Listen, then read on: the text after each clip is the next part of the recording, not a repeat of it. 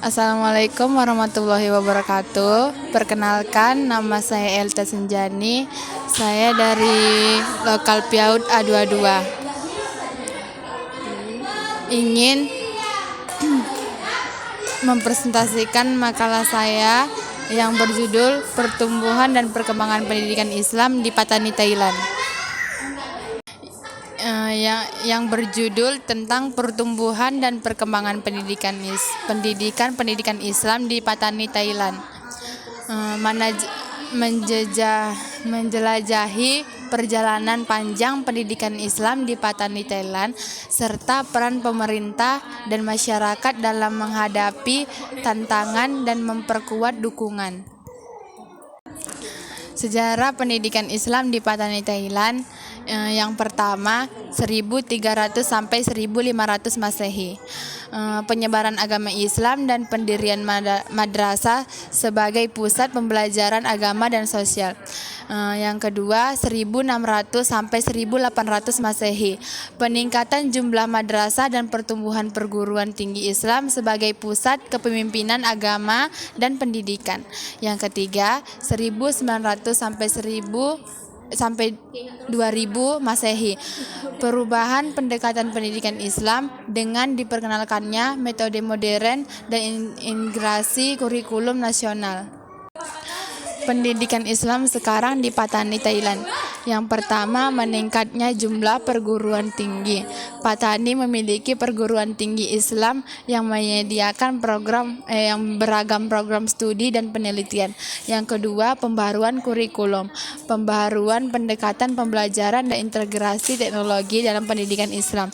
Yang ketiga, pendekatan multidimensi, pendekatan holistik yang memadukan agama, budaya, dan nilai-nilai sosial dalam pembelajaran. Yang keempat, peningkatan guru dan kualitas pembelajaran, program penelitian guru dan dukungan untuk memajukan kualitas pembelajaran Islam di Patani. Tantangan dan hambatan dalam pertumbuhan dan perkembangan pendidikan Islam di Patani. Kecukupan sumber daya, keterbatasan dana, fasilitas, dan sumber daya manusia dalam memenuhi kebutuhan pendidikan Islam. Tingginya tingkat pengangguran. Keterbatasan lapangan kerja untuk lulusan perguruan tinggi Islam di Patani. Pengaruh eksternal, permusuhan politik dan ketegangan sosial yang mempengaruhi upaya perkembangan pendidikan Islam. Peran pemerintah dalam pendidikan Islam di Patani. Yang pertama, peningkatan investasi. Pemerintah meningkatkan investasi dalam bidang pendidikan Islam dan memperkuat instruktur dan meningkatkan kualitas. Yang kedua, pembangunan kurikulum. Pembangunan kurikulum yang relevan dan komprehensif untuk mencakup nilai-nilai Islam dan untuk dunia kerja.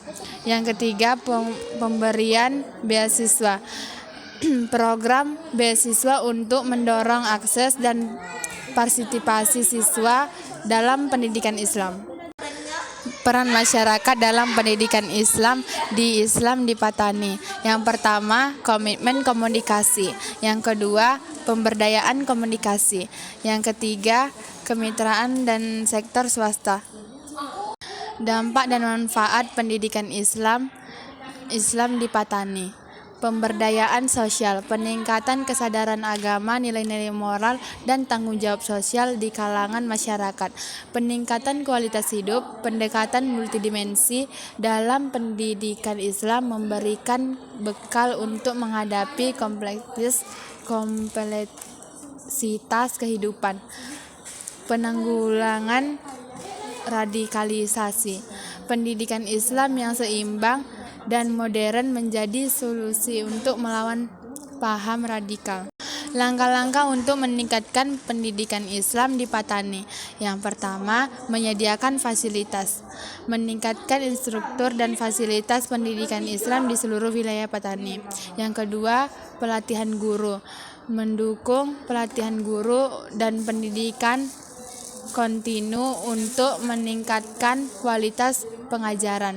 Yang ketiga, kolaborasi antar lembaga. Membangun kemitraan aktif antara perguruan tinggi, madrasah, dan lembaga pendidikan Islam. Yang keempat, pendalaman materi, pendalaman kajian ilmu-ilmu Islam, dan pembangunan kurikulum yang relevan dengan zaman. Baiklah, sekian presentasi saya. Assalamualaikum warahmatullahi wabarakatuh.